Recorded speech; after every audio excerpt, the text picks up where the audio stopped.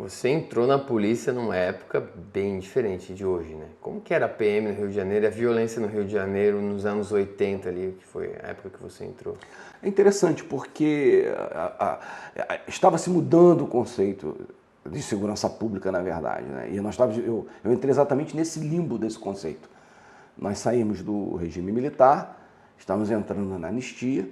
O governador que havia vencido a eleição foi o Leonel Brizola, que trouxe algumas ideias, né, não dentro de uma agenda ideológica específica, e a confluência dessa agenda com aquele momento que se vivia. E a polícia militar, de uma forma geral no Brasil, nesse limbo, né, do que fazer. Antes era uma força de apoio às Forças Armadas, ao Exército, atuou muito na repressão política. Isso foi muito ruim para as instituições policiais, que sofrem até hoje, né, com preconceito por conta de ter atuado nessa situação, abandonando a missão institucional ali, que é proteger o cidadão, né? Então isso foi muito ruim para a instituição, em termos históricos, embora isso já não aconteça hoje, mas ela ainda colhe resquícios disso, porque alguns especialistas, alguns chamados intelectuais, né, aquele pessoal que viveu aquela época, insiste ainda em associar a polícia a esse tempo, quando na verdade não existe mais ninguém desse tempo na polícia. Mas enfim, então a polícia estava nesse limbo. Então eu entrei exatamente nesse momento. E foi o momento em que criou-se, né, a ambiência necessária para consolidar a violência como nós vemos hoje.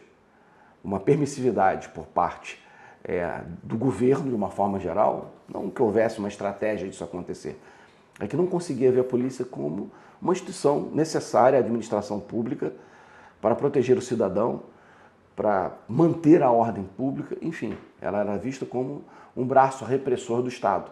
Então a polícia foi colocada meio de lado, novos conceitos foram introduzidos, mas nada foi feito para mudar a mentalidade na polícia. Essa mudança aconteceu de uma forma progressiva, entre avanços e retrocessos em relação aos governos que foram se sucedendo.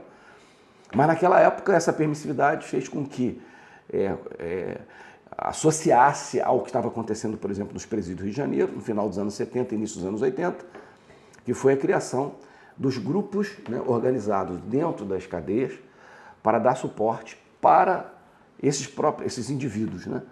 Então já havia no sistema penal, no sistema carcerário carioca, uma falange chamada Falange Jacaré, que mandava dentro do presídio, cometia atrocidade dentro do presídio.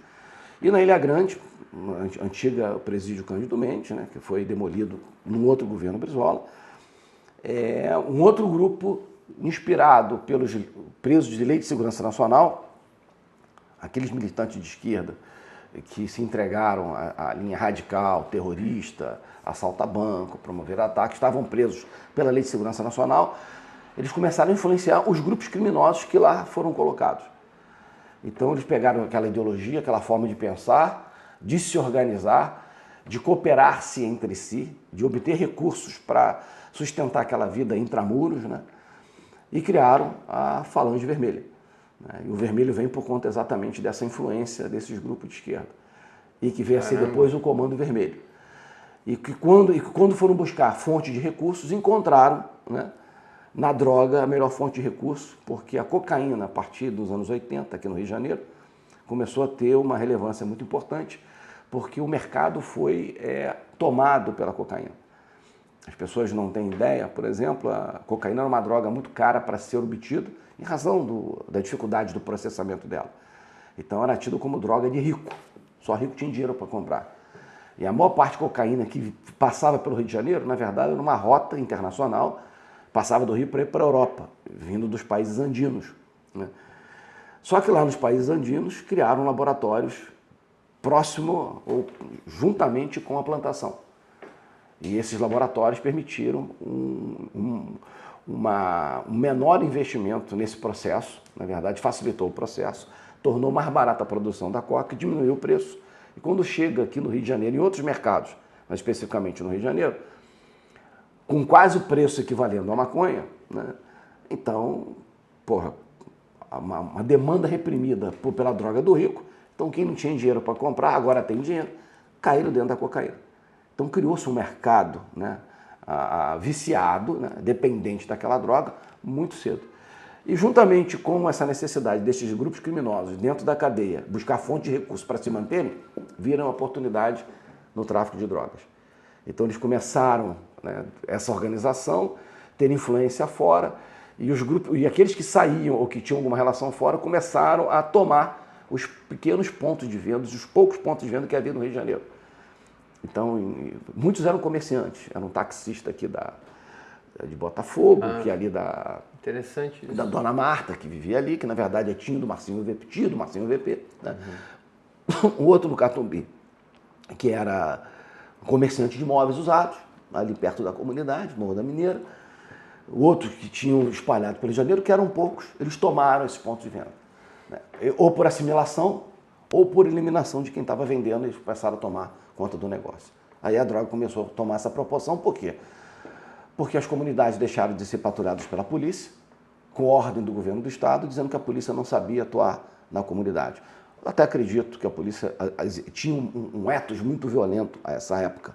E esse ethos ainda perdura na mente da população de uma forma geral, mantido também muito uma herança do período do regime militar, talvez. Sim, mas eu também acho que ficou muito na questão do mito. Tá? Isso já se perdeu bastante.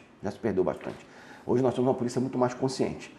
Mas ela encontra nas comunidades uma violência muito maior do que naquela época. Essa é a questão toda.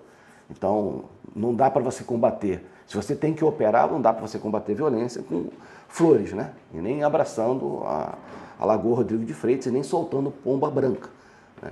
Se tirar a polícia da equação, como aconteceu nos anos 80, o que ocorreu foi a consolidação do tráfico entorpecente como sistema criminoso de controle de territórios, né, que influenciou o Brasil inteiro a partir daí. O PCC em São Paulo é influenciado pelo Comando Vermelho no Rio de Janeiro, não tenha dúvida disso.